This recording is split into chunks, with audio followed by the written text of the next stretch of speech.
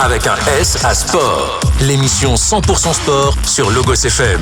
Toute l'actualité sportive de la région passée au crible avec Olivier et toute sa team.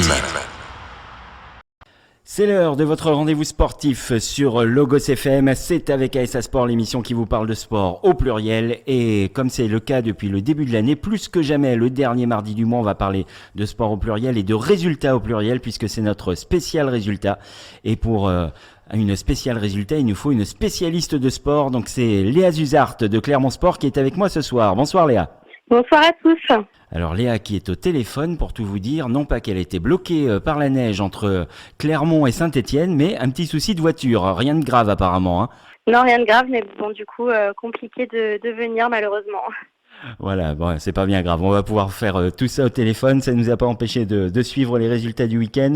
Dans cette première partie, on va parler foot et hand, deuxième partie, ça sera le quart d'heure rugby, et puis on terminera avec les résultats du basket, du volley, du hockey, vous le savez, spécial résultat sur tous nos clubs collectifs, tous nos sports collectifs qui évoluent en national, mais on a bien d'autres résultats là, très positifs ces derniers temps, notamment dans les sports individuels, que ça soit en tennis, avec l'ASM ou le Stade Clermontois, que ça soit en natation avec l'ASM Chamalières Natation, enfin en tennis de table également, où nos clubs qui évoluent en national ont de très bons résultats, notamment chez les garçons qui visent la montée de National 3 en National 2. Il y a des bons résultats partout. Alors c'est vrai que nous on fait le choix de s'intéresser au sport co pour cette spéciale résultat, mais on peut féliciter déjà dans cette ouverture d'émission tous les clubs qui ont vraiment des très bons résultats. Bravo à vous tous. Allez, on commence foot avec une première salve de résultats. Vous le savez, c'était dimanche, le Clermont Foot qui s'est encore incliné sur le fil. Cette fois, c'était à l'extérieur face au Stade de Reims.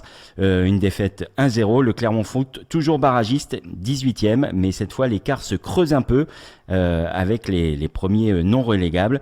Et ça se resserre derrière avec Metz et Saint-Étienne. Il n'y a plus qu'un petit point d'avance sur le dernier et l'avant-dernier.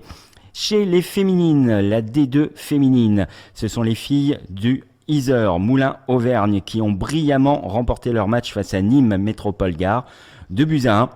Des filles d'Yser qui se situent actuellement à la 4e place de leur championnat avec 16 points. Le leader c'est Rodez, 20 points. Du côté de la National 2 chez les garçons, nous avons deux clubs qui évoluent en National 2. Le premier, c'est le Moulins-Yser qui remporte brillamment son match face à Colomiers, 1-0. Chamalières qui s'est également imposé, mais cette fois à domicile, 2-1 face à Mont-de-Marsan. Moulins-Yser, 4e avec 22 points, 2 petits points seulement du leader qui est Bergerac, 24. Et Chamalières, 12e avec 14 points.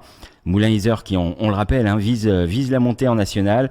Chamalières qui vise le maintien et qui, après un début de saison un peu compliqué, là s'est bien ressaisi. Et on va terminer, avant que je te donne la parole, Léa, avec la National 3. National 3 où on retrouve la réserve du Clermont Foot, mais également l'Académie de Moulins qui a fait un match nul face à 1 Sud. Le Clermont Foot qui est actuellement 6e avec 12 points et l'Académie de Moulins 13e avec 5 points. Ils ont enfin réussi à décoller de cette dernière place. Des résultats là aussi plutôt positifs. Sur quoi tu avais envie de réagir, Léa ? Par exemple, les filles d'Yser, parce que c'est vrai qu'elles font une très bonne saison, 4e de leur groupe. Le dernier match, comme tu le disais, victoire contre Nîmes. Franchement, elles sont vraiment bien en place cette saison. Je pense qu'elles peuvent faire de belles choses. Là, leur prochain match est contre Montauban. Ils sont 2e Montauban. Mais c'est vraiment le concurrent direct parce qu'ils sont 2e avec seulement 1 point de plus. Donc je pense que ce match sera vraiment important pour elles. Et voilà, je pense que là, vraiment, elles sont sur une très bonne dynamique. Après, pour la N2, Chamalières se sort un petit peu effectivement de ce fond de classement. Donc voilà, il y a de plus en plus de victoires, donc ça fait du bien effectivement. Et on sait que ça joue le maintien, mais ça fait du bien.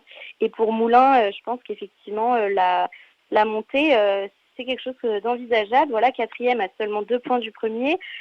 On est sur une très bonne saison, seulement 2 défaites pour ce club. Donc je pense qu'ils ont vraiment la possibilité effectivement de voir haut et d'espérer leur montée parce que c'est un groupe solide et qui enchaîne vraiment les résultats. On avait eu début de saison à part pour le MIF, pour le Moulin Isère Foot qui a été leader un certain temps dans cette Nationale 2. Après, toutes nos autres équipes avaient eu un démarrage difficile. On dit souvent dans cette émission qu'il faut laisser du temps. Et bien une fois de plus, j'ai envie de dire qu'on a eu raison parce que c'est vrai que les résultats s'améliorent de match en match. Alors les objectifs, on n'y est pas encore tout à fait, mais ils sont largement atteignables pour tout le monde, que ce soit le maintien ou les montées. Oui, oui, clairement, c'est atteignable. Effectivement, la saison est encore longue, hein. Il reste encore du temps, mais je pense que oui, pour les deux clubs, dans leurs objectifs, c'est atteignable. Il va falloir garder ce même rythme et ce même niveau de jeu tout au long de la saison pour y arriver, mais on a bon espoir. Bon, et puis on va quand même dire un petit mot sur le Clermont Foot. Encore une défaite là sur le fil, c'est vraiment rageant à force. Hein. Oui, ouais, vraiment rageant parce que comme on le dit à chaque fois, ils font des bons matchs sur le fond et toujours ces fins de match, c'est récurrent, toujours en fin de match que ça se passe mal, qu'ils gagnent ou qu'ils fassent un nul et ils vont se prendre un but. Donc voilà, là c'est vrai, Pascal Castien disait c'était le pire résultat qu'on pouvait faire. Ben oui, effectivement. Et voilà, ils restent dans ce fond de classement. Donc c'est vraiment dommage. Donc voilà, prochain match mercredi à domicile. On espère vraiment que ça va être la victoire là qui va les sortir de la spirale des défaites. Ouais, on leur souhaite parce qu'après ça va trotter dans la tête, surtout avant la trêve, ça sera compliqué. Allez, on va changer de ballon, on va réduire un peu la taille et cette fois on va jouer à la main et on va parler handball avec nos deux clubs qui évoluent en national. Alors, je rappelle, on parle des clubs de notre zone d'écoute de Logos FM, c'est pas forcément tous les clubs d'Auvergne, mais les clubs essentiellement du Puy-de-Dôme et de l'Allier, là où nous avons des fréquences. Le HBCAM qui avait remporté, on se rappelle, son match contre Rennes 30-18. Alors c'est la période de la trêve internationale au niveau du hand. Et donc le HBCAM qui a terminé cette première partie de saison à la 10e place avec 16 points après un début difficile. Là, les filles, les roses se sont bien relancées, les volcaniques. Et puis du côté des garçons, là encore, une défaite frustrante, j'ai envie de dire, et un peu sur le fil, 31-32. Là aussi, c'est pas la première défaite d'un petit but, mais ils apprennent à ce niveau-là. Les garçons du hand qui sont tout de même avec 16 points à la 9e place, 16 points également pour les garçons, comme pour les filles, un parcours assez similaire, j'ai envie de dire, début de saison un peu compliqué, et puis on a des pics de forme où on a des super beaux résultats, et le match d'après, on a du mal à enchaîner une deuxième victoire consécutive. Oui, c'est vrai, oui, ça fait un peu les montagnes russes, mais après, pour Cournon, c'est leur première saison vraiment en poule élite à ce niveau. Donc c'est encore différent, je dirais, du HBCAM. Mais voilà, là, le HBCAM, ils ont fini leur match pour cette année. Ils ont fini sur une belle victoire, vraiment une belle victoire avec beaucoup de points d'écart. Donc ça fait du bien. Et voilà, on espère que du coup, cette montée en puissance va continuer avec la deuxième partie de saison. Et pour Cournon, effectivement, nouveau club dans cette poule élite, donc c'est compliqué de s'adapter au début. Et là, ils ont fait de très belles performances face à l'équipe B du PSG. Ils ont gagné. Ils sont ensuite allés gagner à l'extérieur. Donc là, effectivement, il y a eu une défaite, mais comme tu le disais, d'un seul point. Donc vraiment, on sent qu'ils sont en fait à leur place. Et cette poule élite, elle leur va plutôt bien. Et c'est plutôt cool pour cette équipe. Et je pense qu'ils peuvent faire de belles choses et c'est vraiment encourageant d'avoir un club masculin de hand qui arrive à faire d'aussi bons résultats que le HBCAM. Maintenant, on les compare, donc c'est plutôt cool. Et puis une belle ambiance, il y a un beau travail aussi dans les coulisses pour tout ce qui concerne l'animation. Il y avait une bandasse qui était là ce week-end, il y a eu un spectacle de cirque au match précédent à la mi-temps. Ils font beaucoup de choses à Cournon pour attirer le public, ça a l'air de vouloir fonctionner en plus. Oui, il y a vraiment l'envie de ramener un public. Donc là, contre le PSG, justement, il me semble que c'était complet. Le gymnase était quasi complet, à peu près 1000 personnes. Donc voilà, ils ramènent des gens, ils font de l'animation. Et c'est aussi ça qui va leur créer ce public pour les aider justement à continuer et à devenir un club professionnel. Parce que c'est vraiment leur objectif. Ils le sont déjà un petit peu. Mais c'est important, effectivement, cette ambiance et cet engouement autour du club. Très bien, et ben voilà, c'était notre première page de résultats qui concernait nos clubs de foot et de hand. Dans la partie suivante, juste après la pause, on parlera rugby avec nos clubs de top 14, d'élite 1 et d'élite 2 chez les féminines, de fédéral 2, de fédéral 3. Et la dernière partie, la troisième partie, on parlera de nos clubs de basket, volley et hockey. Et en dernière partie, ce sera le traditionnel coup de cœur, coup de gueule et notre quiz. Léa, ce soir, tu vas gagner le quiz. Je peux déjà te l'annoncer, c'est une bonne nouvelle. Oui, je pense que là, j'ai mes chances. Allez, on va marquer une première pause. On se retrouve tout de suite après. Vous êtes sur Logos FM dans Avec AS à Sport. À tout de suite. Avec un S à Sport, l'émission 100% sport sur Logos FM. Toute l'actualité sportive de la région passée au crible avec Olivier et toute sa team.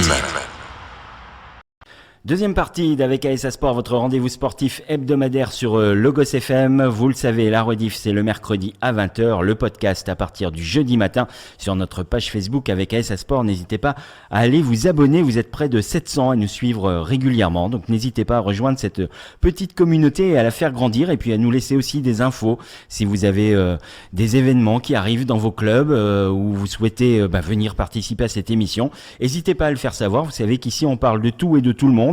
Et c'est avec un grand plaisir qu'on vous accueillera dans nos studios de Logos FM.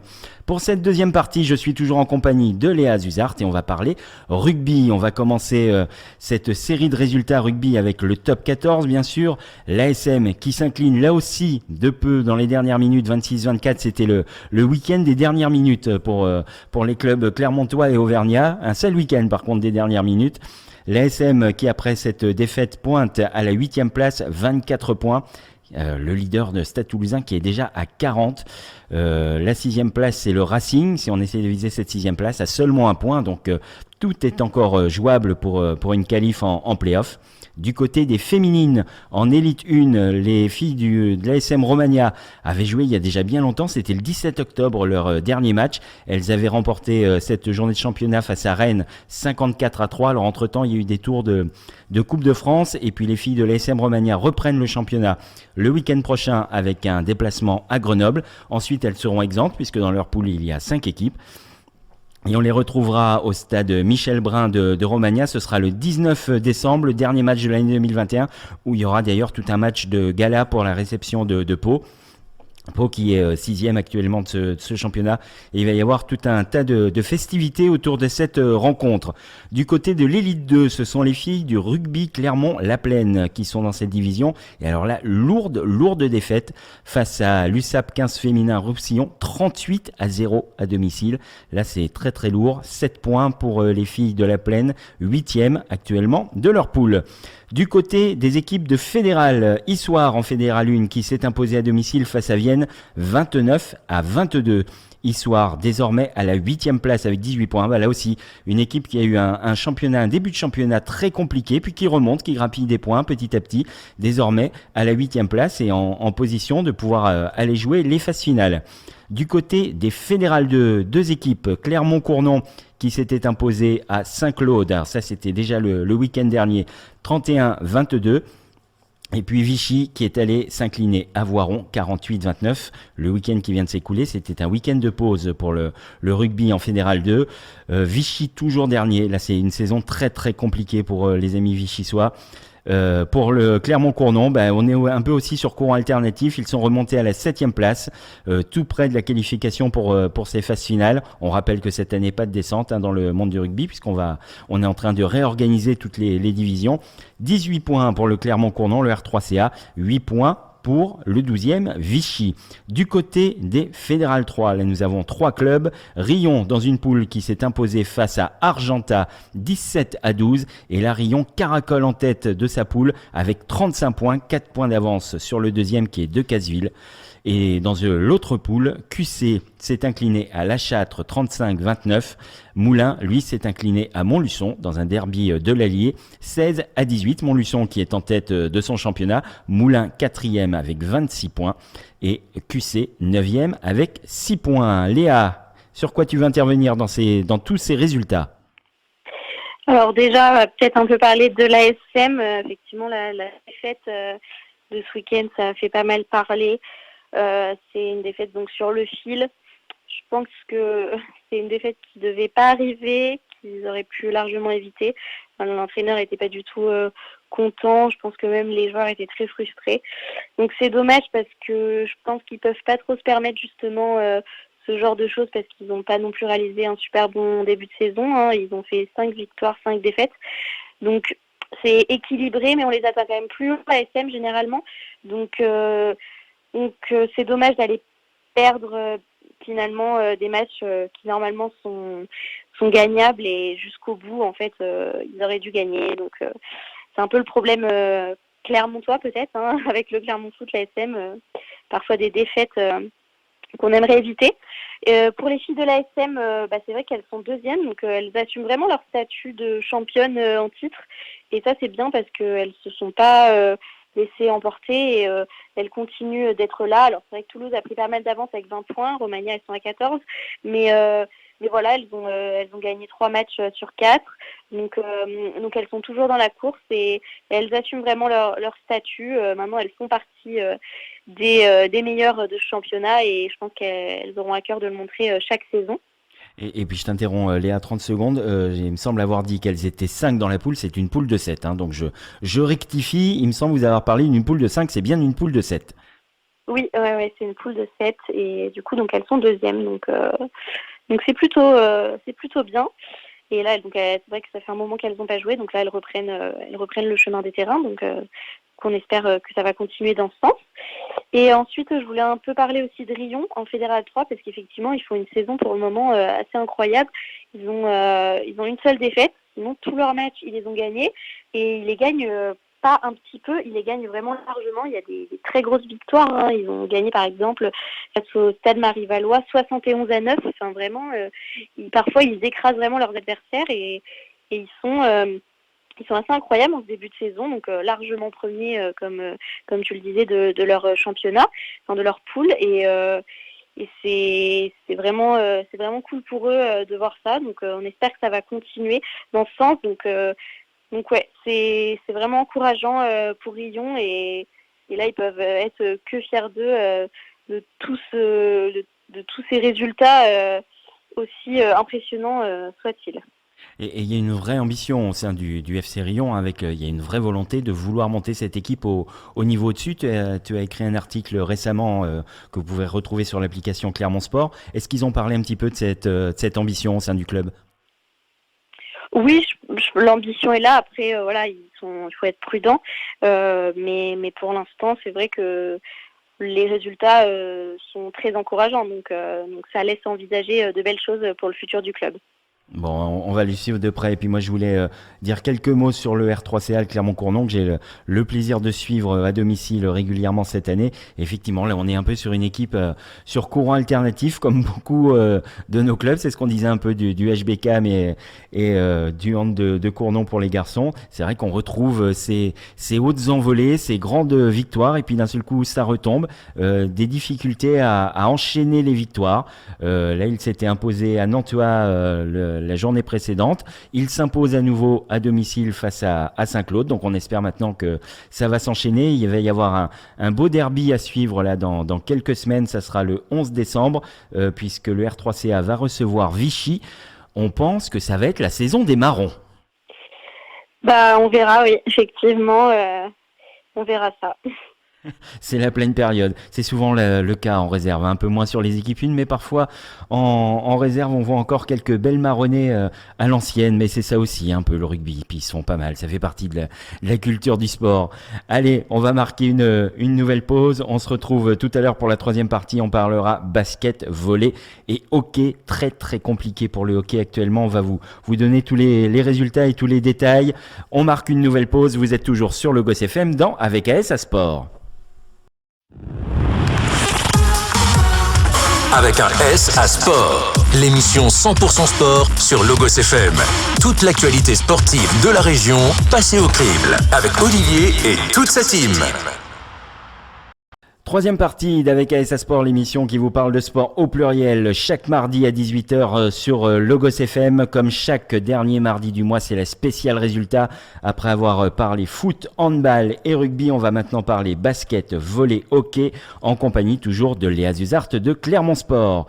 Alors on va commencer basket avec de nombreux résultats. On a beaucoup de clubs qui évoluent au niveau national. On commence bien entendu par la Jave. Victoire à l'extérieur face à Denain, 92-86. Une victoire à l'extérieur qui les replace à la 6e place. Un début de saison aussi un peu compliqué, mi-figue, mi-raisin pour la Jave. Et puis ça y est, là c'est reparti. Ils ont enchaîné des victoires à domicile. Maintenant, ça y est, ils semblent partis sur la dynamique également des victoires à l'extérieur. Donc on peut espérer le meilleur pour la Jave. Du côté des féminines, la Nationale 2, ce sont les filles de Cournon qui brillent dans ce championnat puisqu'elles sont leaders de leur groupe avec 18 points à égalité avec Annemasse. On a hâte de retrouver ce choc entre Cournon et Annemasse. Cournon qui s'est imposé pour son dernier match 60-54 sur ses terres face à Dijon. Du côté de la Nationale 3, nous avons 3 clubs chez les garçons qui évoluent dans la même poule. Le Clermont Basket qui s'est imposé sur ses terres 94-78 face à Tarare. Et puis le derby entre l'Alpha Saint-Jacques et le Stade Clermontois. Et ce sont les stadistes qui se sont imposés au gymnase Thévenet de l'Alpha, 71-65 dans cette poule. Le Clermont Basket, deuxième à un tout petit point du leader Dijon. Le Stade Clermontois, 8e. L'Alpha Saint-Jacques, une seule victoire, c'est compliqué cette année pour l'Alpha à ce niveau. Dernier à la 12e place. Du côté des Nationales 3 féminines, là aussi 2 clubs qui évoluent à ce niveau-là. L'AS Montferrand qui est allé s'imposer à Limoges sur le score de 71-59. Et puis l'US Beaumont à domicile qui remporte de peu 3 petits points d'écart face à Tulle, 57-54. L'ASM qui est deuxième avec 16 points et non pas 16e avec 2 points.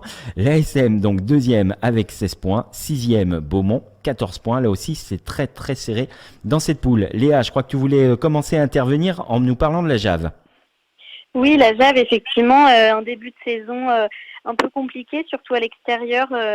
Ils n'arrivaient pas trop à gagner alors qu'à domicile, ça enchaînait vraiment les victoires. Mais là, voilà, maintenant, ils ont passé le cap et ils commencent à gagner à l'extérieur. Donc, c'est important. Je pense que ça les a débloqués aussi à partir de la première victoire. Et donc, maintenant, ils réalisent vraiment de belles performances à chaque fois. Le dernier match qu'ils gagnent à domicile, ils le gagnent quand même de 20 points. Donc, c'est vraiment sur des beaux scores qui gagnent.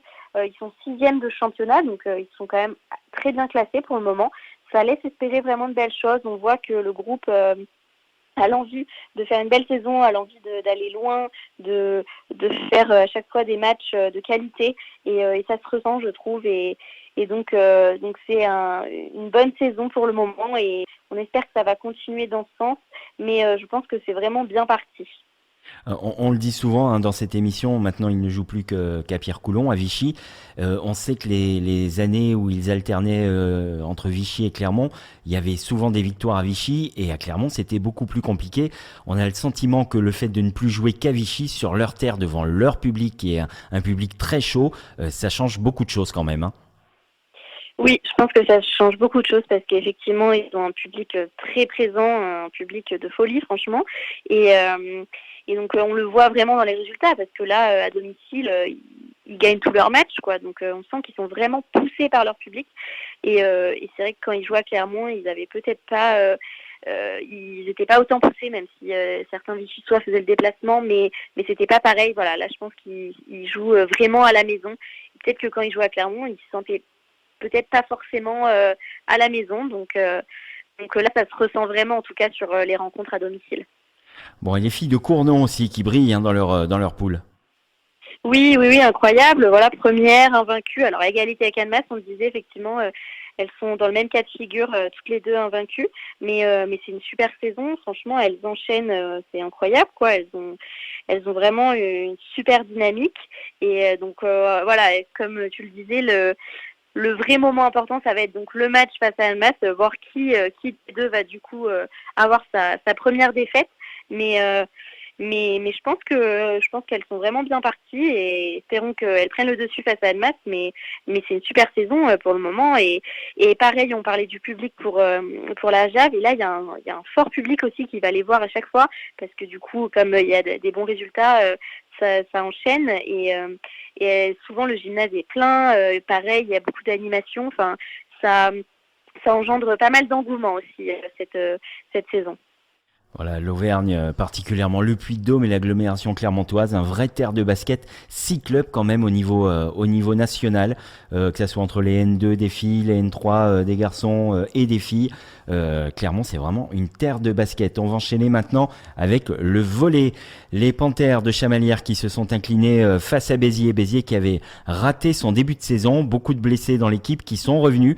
Et bizarrement, depuis que les joueuses majeures sont sur les terrains, les résultats sont bien meilleurs et Béziers grappille les points petit à petit.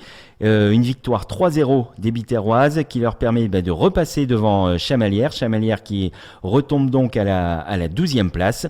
Pas de panique, parce que c'est vrai qu'on est une équipe cette année à Chamalières qui a l'air beaucoup plus à l'aise à domicile qu'à l'extérieur. Ça a souvent été le cas, l'inverse, je veux dire, les années précédentes. Donc tant mieux de pouvoir voir des victoires et des belles victoires à Chamalières.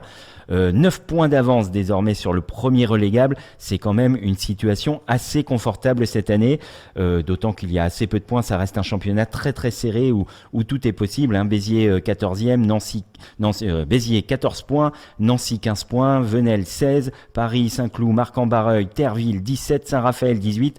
Je suis remonté là jusqu'à la 5e place, donc vous voyez 6 points d'écart seulement entre le 12e et le 5e. Tout a l'air possible dans ce championnat, Léa.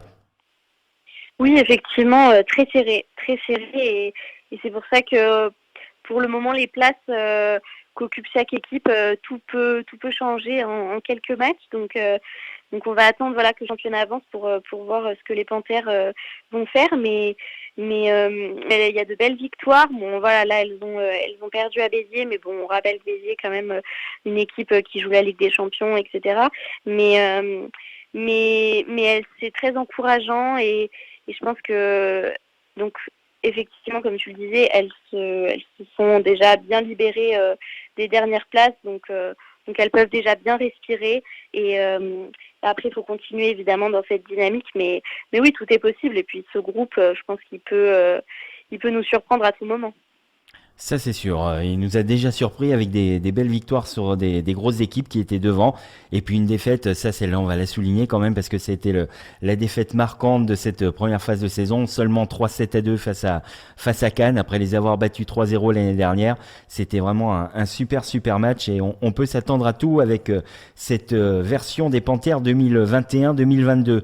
Une équipe pour qui c'est très compliqué, et pourtant qu'est-ce qu'on les aime, nos sangliers arvernes, les Clermontois qui se sont encore inclinés à domicile 4 buts à 1 face à Tours, et les Remparts de Tours qui avaient démarré la saison avec moins 12 points suite à une sanction. Et ben ça y est, Tours a récupéré ses 12 points de retard, il compte désormais 3 points au compteur, et Clermont, et ben avec cette défaite, passe à la 14e et dernière place. C'est vraiment très compliqué cette saison, Léa. Ah oui, là c'est le mot, c'est très compliqué. On se demande un peu comment ils vont s'en sortir en fait, parce qu'effectivement là, c'est un enchaînement de défaites, pas une seule victoire. Pourtant il y avait une nouvelle dynamique, beaucoup d'arrivées, alors peut-être trop de jeunes, peut-être qu'ils sont pas assez au niveau tout simplement pour là où ils évoluent.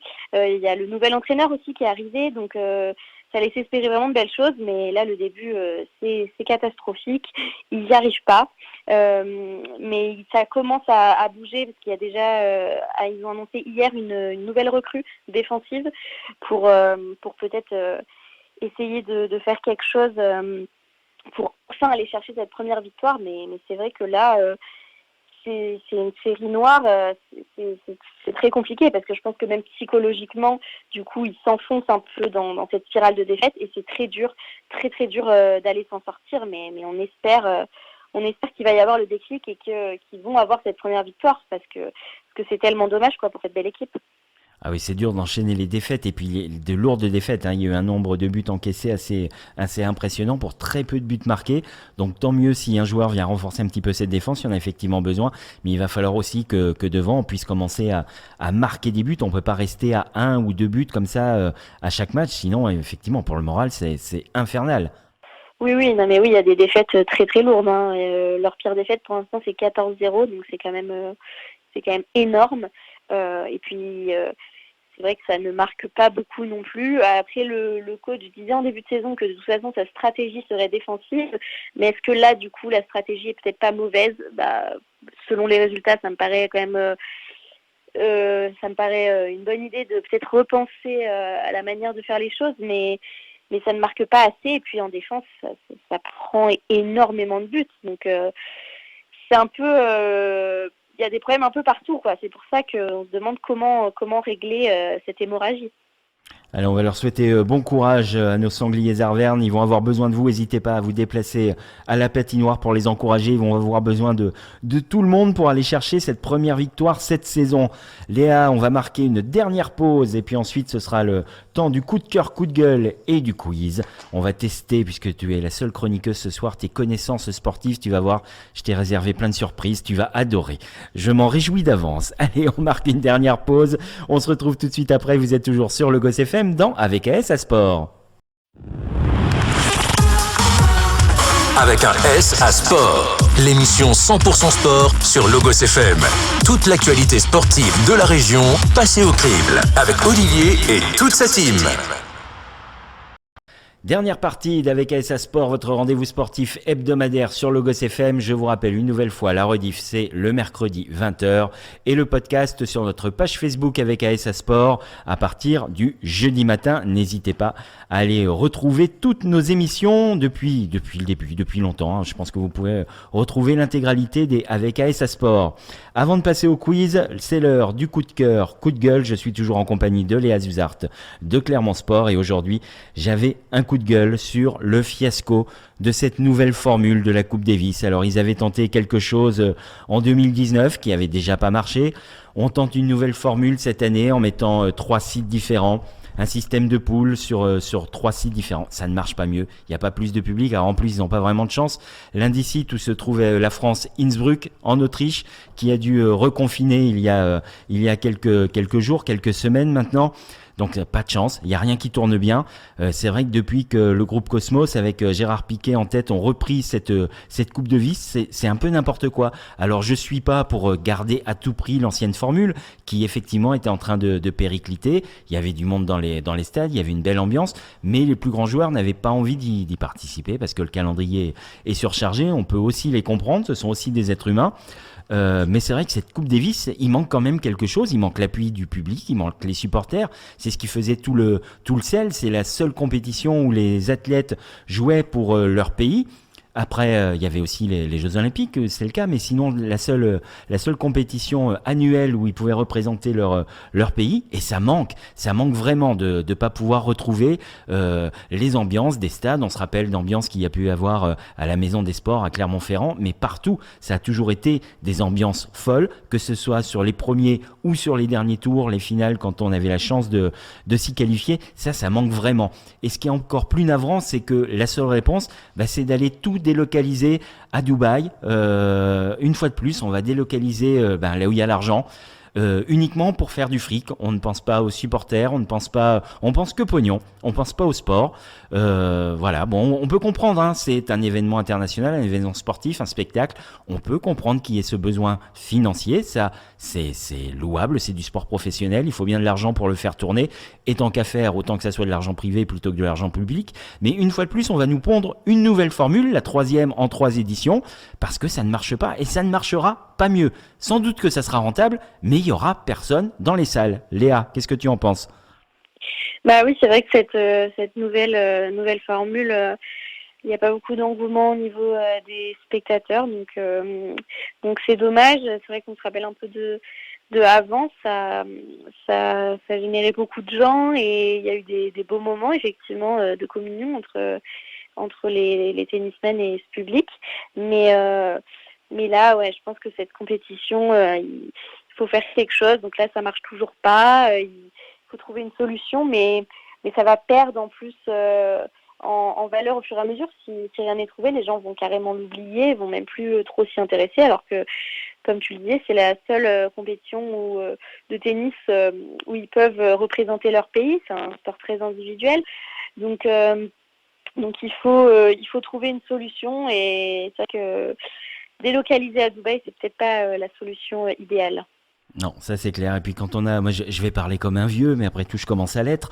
Moi j'ai toujours ce souvenir de 91, cette fabuleuse finale. Ça faisait 59 ans qu'on n'avait pas gagné la Coupe Davis, et puis d'avoir sur le terrain Forger, Lecomte, Noah qui était capitaine de l'équipe.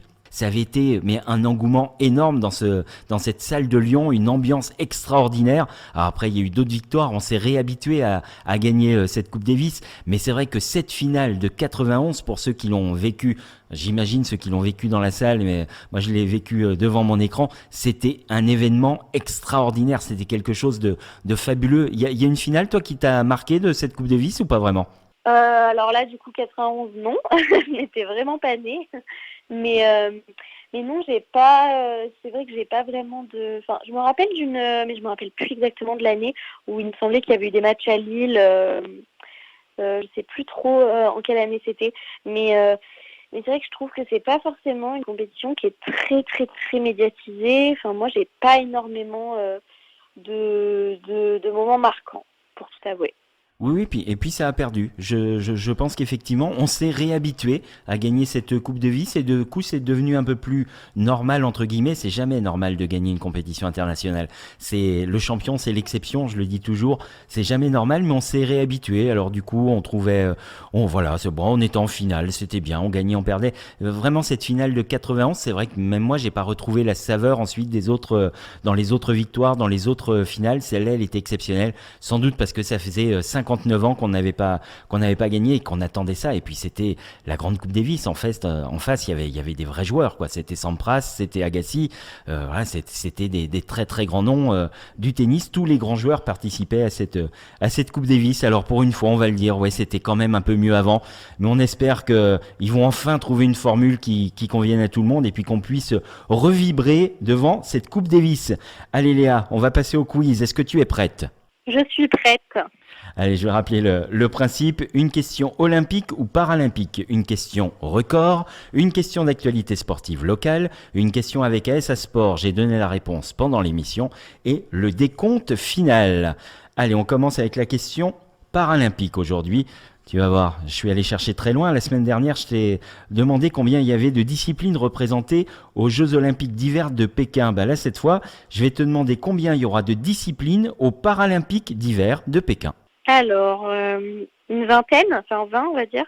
Non, beaucoup moins. On était sur 15 la semaine dernière, si tu te rappelles. Il y avait 15 disciplines aux Jeux Olympiques. On est seulement sur 6 disciplines là pour ces Paralympiques. Alors du coup, comme elles sont pas nombreuses, je vais pouvoir les citer. Il y aura du biathlon, il y aura du curling, il y aura du hockey sur luge, il y aura du ski alpin, du ski de fond et du snowboard. Alors après, à l'intérieur de ces disciplines, il y aura différentes épreuves évidemment, mais seulement 6 disciplines, c'est assez peu au final.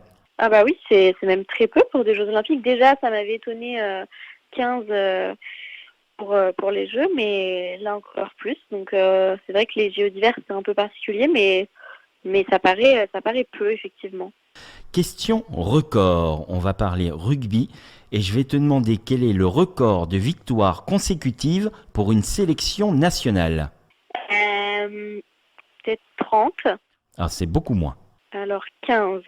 Un tout petit peu plus, vas-y augmente, on y est presque. 18. Oui, 18 exactement. C'est un record qui est co-détenu par les All Blacks qui ont établi ce record en 2016 et par l'Angleterre. Ils sont encore là, c'est bon sang de British. L'Angleterre, 18 victoires consécutives, c'était en 2017. Question d'actualité sportive locale. Je vais te demander quel est le classement du club de tennis clermontois dans son championnat de Pro A féminin. Ils sont à quelle place dans leur poule? Ils sont 3e. Non, ils sont leaders. Ils sont leaders après une nouvelle victoire là, ce week-end. Le Stade Clermontois féminin en tennis qui caracole en tête de sa poule. Là aussi, il y a des grosses ambitions de titre pour ce club. Bah oui, du coup, j'avais pas le bon résultat, mais si elles sont leaders, ça laisse espérer de belles choses. On va les suivre d'un peu plus près, là, les filles, parce que c'est très concentré, ce championnat de France, cet interclub. C'est concentré sur quelques semaines seulement pour ensuite passer à la saison individuelle. Donc on va suivre ça de très près là pour les prochaines rencontres. Question avec ASA Sport. J'ai donné la réponse dans l'émission et il n'y a pas très longtemps que je l'ai donnée. On va voir si tu as été attentif. Je vais te demander quel est l'ancien footballeur qui est aux commandes maintenant de la Coupe Davis. Gérard Piqué. Gérard Piquet, moi je savais qu'une question foot, c'était pour toi, ça, je pouvais te faire confiance là-dessus. Allez, on va passer au décompte et on va rester sur le tennis et sur la Coupe Davis. Et je vais te demander de me retrouver les 10 nations qui ont le plus remporté de Coupe Davis dans l'histoire. Allez, c'est parti. La France. Alors la France est dans ce classement, elle est 3e avec 10 victoires. Ça a été entre 1927 et 1932, 5 fois de suite, et puis ensuite 1991, 96, 2001, 2017. Allez, la nation suivante. L'Espagne. L'Espagne, oui, elle est 6e, elle a remporté 6 fois la Coupe Davis, là c'est beaucoup plus récent, 2000, 2004, 2008, 2009, 2011, 2019. Est-ce que ça correspondrait pas avec la domination d'un certain Nadal à tout hasard? Oui, je pense qu'il y a un certain lien. Allez, nation suivante. La Suisse, peut-être? Eh bien non, la Suisse n'est pas dans ce classement. De mémoire, la Suisse a remporté une seule fois, effectivement, avec Federer et Wawrinka, une seule victoire pour la Suisse, mais ils sont pas dans ce classement. La Serbie. Eh bien non, pas de Serbie non plus. Là aussi, je crois que c'est une seule victoire avec Djokovic. Il y a quelques années, c'était notamment contre la France. Alors, les États-Unis? Oui, les États-Unis, 32 victoires. Alors là, je vais pas toutes vous les faire, mais c'est 32 victoires entre 1900, la première édition de cette Coupe Davis, c'était en 1900, et 2007. Ils n'ont pas remporté la Coupe Davis depuis 2007, et c'est vrai que ça fait longtemps qu'on n'a pas vu de tennisman américain dans le top 10 mondial ou dans le top 5. Oui, c'est vrai que, chez les filles, mais chez les hommes, oui, c'est vrai que c'est pas la domination pour le moment des États-Unis. Allez, un autre pays. La Russie. La Russie qui a remporté 2 fois cette Coupe Davis, elle est à la 9e place de ce classement en 2002 et 2006. C'est très récent aussi. Allez, suivant. L'Italie. Non, il n'y a pas d'Italie dans ce classement. C'est très européen, hein. Tu peux rester centré sur l'Europe. Il y a un pays du continent océanique, un pays qu'on considère d'ailleurs comme un continent. Ça peut te donner un indice. Ah oui, l'Australie. Et oui, l'Australie qui est 2e de ce classement. C'est 28 titres entre 1907 et 2003. 32 titres les États-Unis, 28 pour l'Australie, 2 grandes nations de tennis, et 2003 aussi pour l'Australie. C'est vrai que ça fait longtemps qu'on n'a pas vu un tennisman australien émerger. Allez, on enchaîne. On est en Europe pour les pays suivants. L'Allemagne, non? Eh bien oui, l'Allemagne a remporté 3 fois la Coupe Davis.